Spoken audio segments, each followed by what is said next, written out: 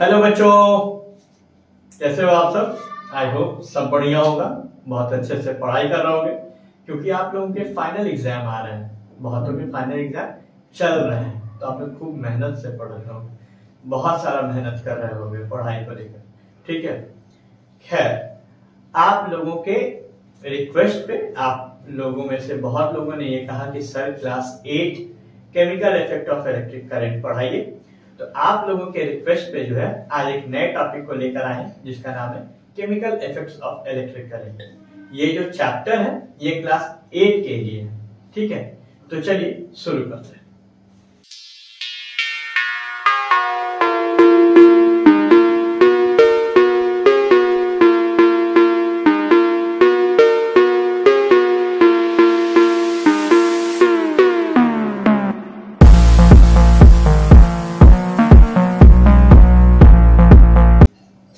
आज का जो टॉपिक होने वाला है वो है chemical effects. Chemical effects of electric current.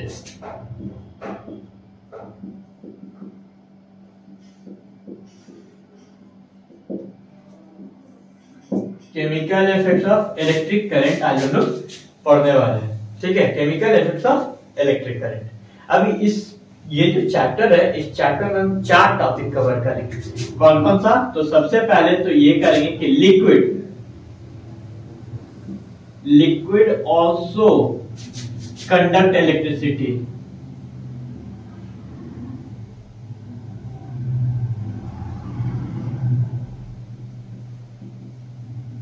Conduct electricity. Second में क्या पढ़ेंगे हम लोग? केमिकल इफेक्ट्स ऑफ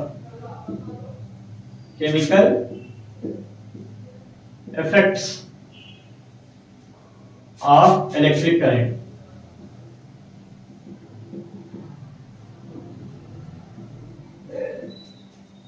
थर्ड में क्या पढ़ेंगे?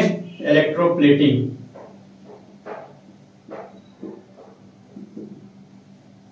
और फोर्थ में क्या पढ़ेंगे? Electro refining.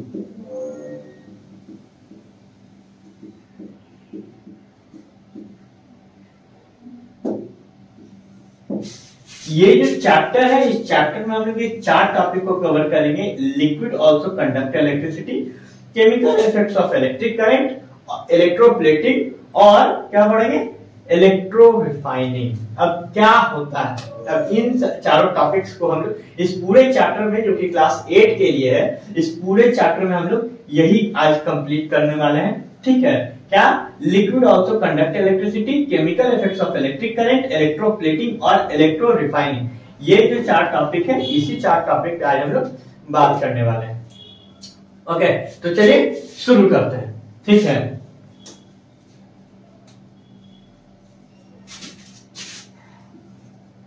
सबसे पहला जो टॉपिक है वो क्या है? Liquid also conduct electricity. यानी लिक्विड जो कि इलेक्ट्रिसिटी को कंडक्ट करवा रहा है यानी कि फ्लो करवा रहा है। इस टॉपिक में यही पढ़ने वाले हैं। यहाँ की लिक्विड एक ऐसा लिक्विड जो इलेक्ट्रिसिटी को कंडक्ट करवाए, इलेक्ट्रिसिटी को फ्लो करवाए, that is called liquid also conduct electricity. ठीक है ना, इस टॉपिक में हम लोग यही पढ़ेंगे।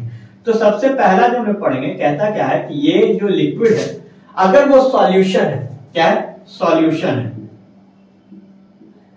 अब अगर सॉल्यूशन है तो किन किन चीजों का सॉल्यूशन? अगर ये सॉल्यूशन उसको कहते हैं जब 2 चीजों को आपस में मिला दिया जाए, मतलब किसी चीजों को पानी में मिला दिया जाए। ठीक है, दैट इज कॉल्ड सॉल्यूशन। जैसे कि पानी में अगर आप चीनी को मिला दे रहे हैं तो वो एक सॉल्यूशन बन गया।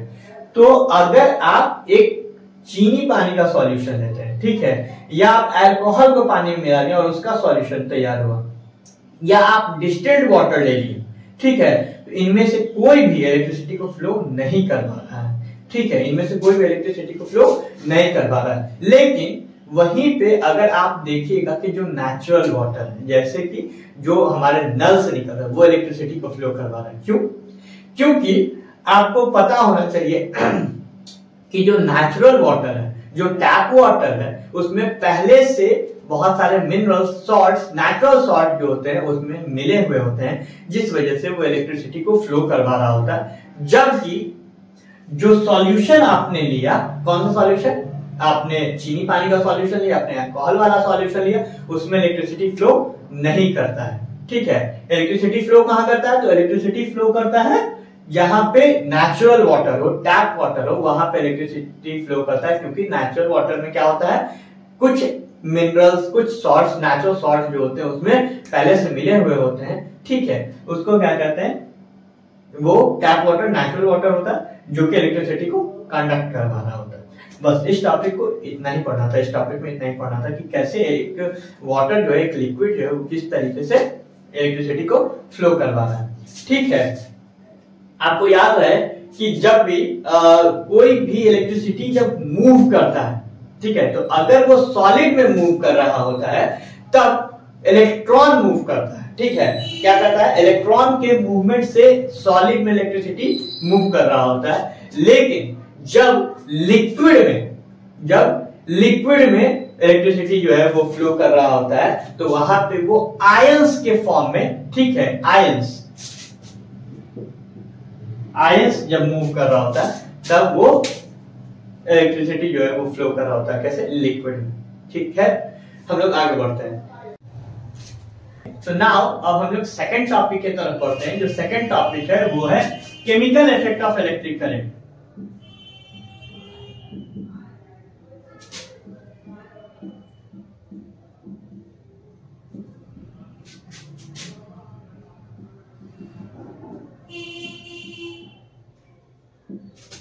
जो सेकंड टॉपिक है वो क्या है, chemical effect of electric current. मतलब जो इलेक्ट्रिक करंट है, जब इलेक्ट्रिक करंट फ्लो करता है तो कौन कौन से केमिकल इफेक्ट होते हैं वो देखेंगे। तो जब इलेक्ट्रिक करंट फ्लो करता है तो तीन तरीके की केमिकल इफेक्ट देखने को मिलता है। जो सबसे पहला है वो है decomposition of liquid, decomposition of liquid. जो दूसरा है वो है चेंजिंग इन कलर, और जो तीसरा है, चौथा क्या है, तीसरा जो है वो है डिकम्पोजिशन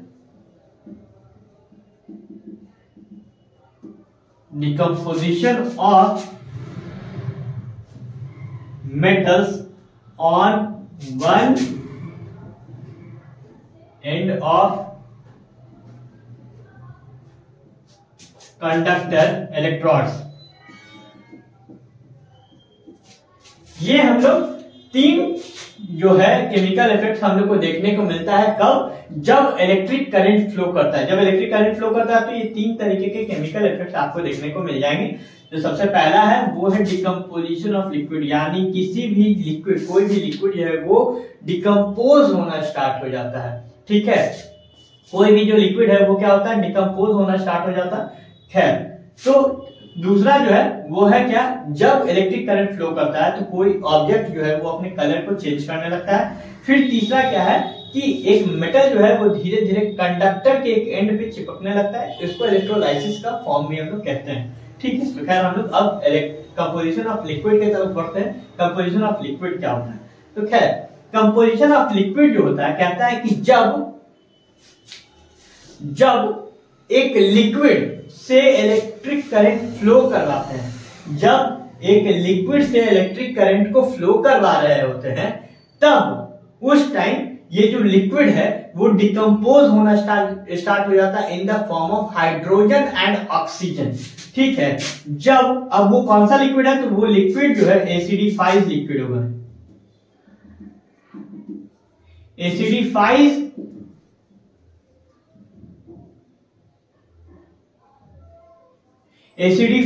लिक्विड जो है उसमें से जब आप इलेक्ट्रिक करंट को फ्लो कराते हैं, क्या फ्लो कराते हैं, इलेक्ट्रिक करंट। जब एसिडिफाइड लिक्विड से इलेक्ट्रिक करंट को जब आप फ्लो करवा रहे होते हैं, तब ये जो है हाइड्रोजन एंड ऑक्सीजन के फॉर्म में डिकम्पोज होना स्टार्ट हो जाता है। क्या होता है, जब किसी भी तरीके का एसिडिफाइड लिक्विड से इलेक्ट्रिक करंट को फ्लो करवा रहे होते हैं, तब हाइड्रोजन और ऑक्सीजन, हाइड्रोजन या ऑक्सीजन के फॉर्म में वो डिकम्पोज होना स्टार्ट हो जाता है। That is called decomposition of liquid. इसी को हम लोग डिकम्पोजिशन ऑफ लिक्विड कहते हैं। सेकंड क्या कहता है? Changing in colour. क्या? Changing in colour. तो जैसे यहाँ पे हम लोग एक एसिडिफाइड लिक्विड से हम लोग इलेक्ट्रिक करंट को फ्लो कराए, यहाँ पे हम लोग किसी भी तरीके के वेजिटेबल्स या किसी भी तरीके के फ्रूट से हम लोग इलेक्ट्रिक करंट को फ्लो करवाते हैं। ठीक है, मान लीजिए कि यहाँ पे ये जो है एक मतलब वेजिटेबल है, पोटैटो है बाय द वे। अब पोटैटो में दो हम लोग क्या डालिए, एक पीस डालिए आयरन रॉड का, ठीक है, एक पॉजिटिव और एक निगेटिव। अब इसमें से हम क्या कर रहे हैं कि ये एक बैटरी से कनेक्ट कर दिए, ठीक है, बैटरी से कनेक्ट कर दिए। तो जैसे ही आप बैटरी से कनेक्ट करते हैं, आप देखिएगा कि यहाँ पे पॉजिटिव के साइड जो है वो धीरे धीरे अपना जो है वो कलर जो है वो चेंज करना स्टार्ट हो जाता है। ठीक है, हालांकि ये क्या है, कंडक्टर है, यहाँ से इलेक्ट्रिसिटी फ्लो करेगा, लेकिन जैसे ही वो इलेक्ट्रिसिटी फ्लो करेगा तो याद रहे, एक बात एकदम ध्यान रखिएगा कि आप लोग घर में जो इलेक्ट्रिसिटी हम लोग यूज करते हैं वो इलेक्ट्रिसिटी इसमें नहीं डालिएगा, वो शॉर्ट सर्किट हो सकता है। आपको यहाँ पे बैटरी का इस्तेमाल करना है,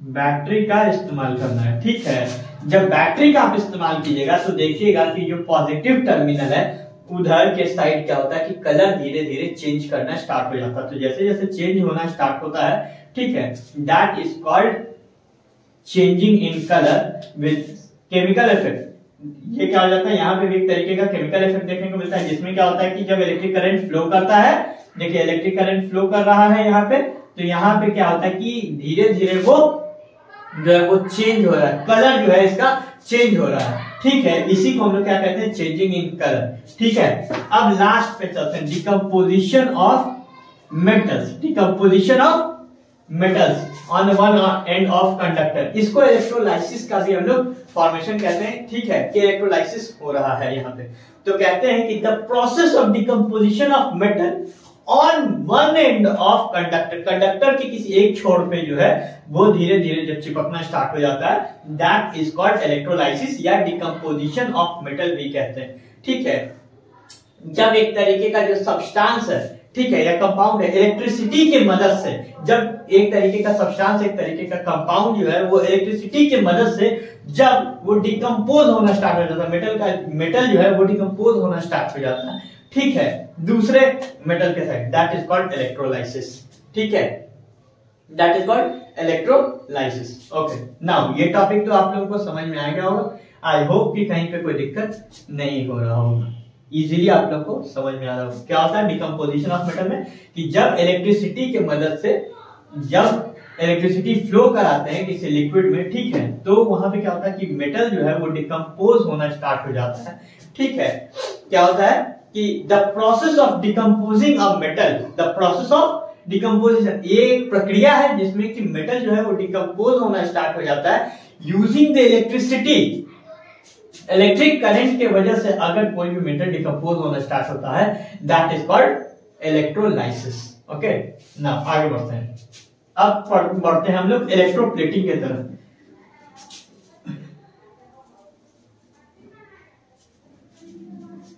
ये हमारा थर्ड टॉपिक है आज का, क्या है, इलेक्ट्रोप्लेटिंग।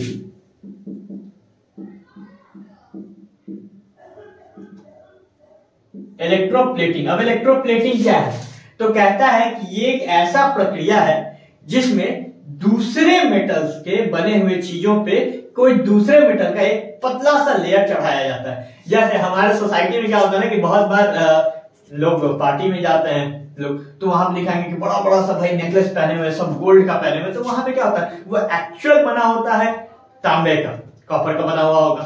ठीक है, इन सभी का बना होता है, मतलब अलग अलग मेटल्स के बने होते हैं, और उसपे क्या करता है कि गोल्ड, मतलब ऐसा आपने सुना होगा अक्सर कि पानी चढ़ा दिया है, क्या कर रहा है, एक पतली से लेयर को चढ़ा देता है, पानी चढ़ा देना, नॉर्मल लैंग्वेज में हम लोग बोलते हैं कि क्या करता है कि सोने का पानी चढ़ा दिया। इट मींस कि गोल्ड की एक पतली सी लेयर जो है वो ब्रास वाले नेकलेस पे चढ़ा दिया, और इतना भारी भरकम सा जो है वो बन जाता है, क्या बन जाता है, एक बड़ा सा नेकलेस बन जाता है। ठीक है, और सोसाइटी में जाकर दिखाते हैं कि अरे भाई हम तो गोल्ड का चेन पहने हुए हैं, गोल्ड का नेकलेस पहने हुए, लेकिन एक्चुअल क्या होता है, वो तांबे का होता है। ठीक है, वो तांबे का होता है और उसमें जो है एक पतली सी लेयर को चढ़ा दिया गोल्ड का, दैट इज कॉल्ड क्या, इलेक्ट्रोप्लेटिंग। ठीक है, इलेक्ट्रोप्लेटिंग क्या होता है, एक ऐसा प्रोसेस जिसमें कि कोई भी दूसरे मेटल से बने हुए चीजों के ऊपर कोई दूसरे मेटल का एक पतला सा लेयर को चढ़ा देना, दैट इज कॉल्ड इलेक्ट्रोप्लेटिंग।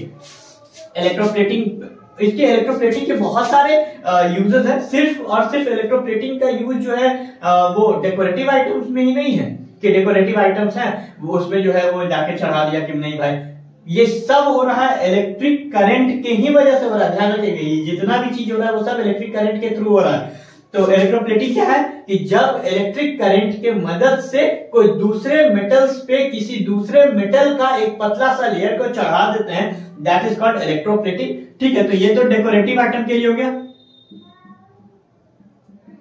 लेकिन और भी बहुत सारा चीज है। जैसे कि आपके घर में नल लगा हुआ है, ठीक है ना, वो नल देखिएगा बहुत मतलब चिकना सा रहेगा, एकदम स्मूथ सरफेस रहेगा, एकदम चमकता हुआ रहेगा, लेकिन एक्चुअली वो क्रोमियम या फिर इन सभी का जो क्रोम फिनिश आप लोग देखते हैं उन सभी का नहीं होता है। कॉपर, जिंक, टीन, ये सब क्या है, इलेक्ट्रोप्लेटिंग मेटल है। इन सभी का परत जो है वो किसी दूसरे मेटल पे चढ़ा दिया जाता है। ठीक है, जैसे कि आपके नट और बोल्ट पे होता है, नट और बोल्ट पे जिंक का ये एक पतला सा लेयर चढ़ा दिया होता है। ठीक है, जो बाईसाइकिल का रिंग्स वगैरह होता है या चम्मच होता है उसमें निकेल का ये चढ़ा दिया जाता है, एक परत चढ़ा दिया जाता है। यहाँ पे कह रहा है कि टैप्स यानी नल वगैरह जो होता है उसमें क्रोमियम वगैरह का एक परत चढ़ा दिया जाता है। तो ये क्या करता है, जो हम लोग परत चढ़ा रहे हैं, पतली सी लेयर दूसरे मेटल का चढ़ा रहे हैं, ये क्या करता है, ये बचाता है, ये प्रोटेक्ट करता है।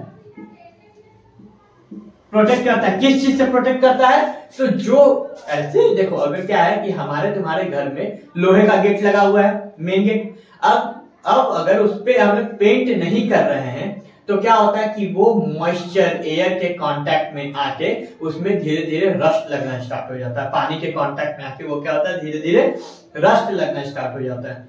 ठीक है, तो यहां पे क्या कहता है कि जब उस पे हम एक क्या क्रोमियम, जैसे नल है तो नल तो सीधा पानी वाले जगह पे ही है, तो वहां पे क्या हो रहा है कि अगर हम लोग वहां पे वो नहीं प्रोटेक्ट कर रहे हैं, नहीं एक लेयर को चढ़ा रहे हैं, ठीक है, तो वहां पे क्या होगा, वो रस्ट पकड़ लेगा। इसीलिए हम लोग क्या करते हैं कि एक पतली सी लेयर को चढ़ा देते हैं, क्या करते हैं, थिन लेयर,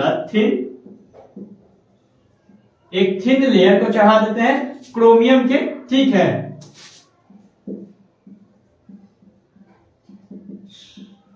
क्रोमियम के एक पतले से लेयर को चढ़ा देते हैं हम अपने नलों पे, ताकि क्या हो जाए, वो रस्ट फ्री हो जाए, उस पर जल्दी जंग ना लगे और वो प्रोटेक्टेड रहे, हमेशा साफ होता है। एक बार उसको अच्छे से साफ कर दो तो फिर वो नीट एंड क्लीन नए जैसा हो जाता है। ठीक है, तो क्या हो रहा है, पानी के यूज करने के बाद भी उसपे एक तरीके का जंग नहीं लग रहा है। तो बेसिकली यहाँ पे इलेक्ट्रोप्लेटिंग हम लोग क्यों यूज कर रहे हैं, ताकि हम अपने घर के नल वगैरह को बचा सकें। उससे क्या होता है कि हमारे नल वल में जंग नहीं लगता है। साइकिल के रिंग्स में भी इसी इलेक्ट्रोप्लेटिंग की मदद से हम लोग क्या करते हैं कि साइकिल में बहुत दिन तक आप देखिएगा कि जो है वो जंग नहीं पकड़ता है। ठीक है, रस्ट नहीं पकड़ता है। ये क्यों, क्योंकि इलेक्ट्रोप्लेटिंग। अब एक समय के बाद वो धीरे धीरे पुराना होता तो भले पकड़ लेता, लेकिन नए में देखिएगा कि साल, 2 साल, 3 साल, जो है 4 साल, 5 साल तक वो एटलीस्ट नहीं पकड़ता है। ठीक है, क्यों, क्योंकि उस पर एक इलेक्ट्रोप्लेटिंग का परत चढ़ा हुआ है। इलेक्ट्रोप्लेटिंग के प्रोसेस से एक दूसरे मेटल का एक थिन लेयर चढ़ा हुआ होता है, जिसको हम लोग क्या कहते हैं, इलेक्ट्रोप्लेटिंग कहते हैं। ओके, नाउ आगे बढ़ते हैं। अब क्या कहता है, इलेक्ट्रो रिफाइनिंग। फोर्थ जो टॉपिक है वो क्या है, इलेक्ट्रो रिफाइनिंग।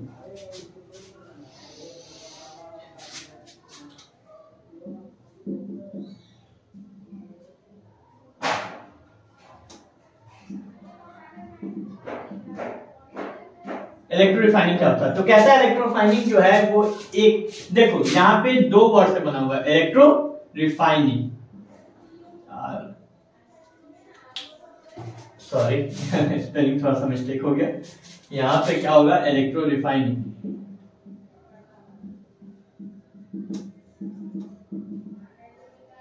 इलेक्ट्रो को रिफाइन करने के प्रोसेस को, इलेक्ट्रॉन को इलेक्ट्रिक करंट के मदद से जब हम लोग किसी भी इम्प्योर मेटल को जब हम प्योर मेटल में कन्वर्ट कर रहे होते हैं, then it is called electro refining. Electro refining क्या है कि जब हम लोग किसी भी इम्प्योर मेटल को जब हम रिफाइन कर रहे हैं, क्या कर रहे हैं, रिफाइन करके उसको और प्योर फॉर्म दे रहे हैं, दैट इज कॉल्ड इलेक्ट्रोफाइनिंग। यही होता है इलेक्ट्रोफाइनिंग। तो ये सब हो रहा है इलेक्ट्रिक करंट के मदद से।